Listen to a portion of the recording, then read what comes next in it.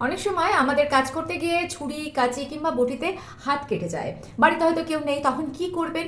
অনেকে কি করেন, রানিং ওয়াটারের নিচে হাতটা রাখেন, অনেকে বাটিতে জল নিয়ে হাতটা ডুবিয়ে রাখেন, অনেকে আবার মাটি লাগিয়ে দেন, অনেকে গাঁদা ফুলের পাতা লাগিয়ে দেন। কিন্তু এগুলো কোনো সায়েন্টিফিক পদ্ধতি নয়।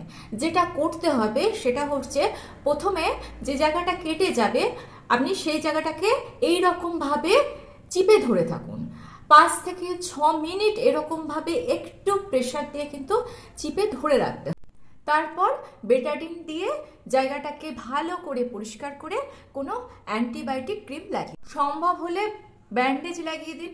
যদি ব্যান্ডেজ বাড়িতে না থাকে, পরিষ্কার সুতির কাপড় দিয়ে হালকা করে মুড়ে রাখুন। আর এত কিছুর পরেও যদি রক্তপাত বন্ধ না হয়, অবশ্যই কিন্তু সেক্ষেত্রে আপনাকে কোনো ডাক্তারের কাছে যেতে হবে।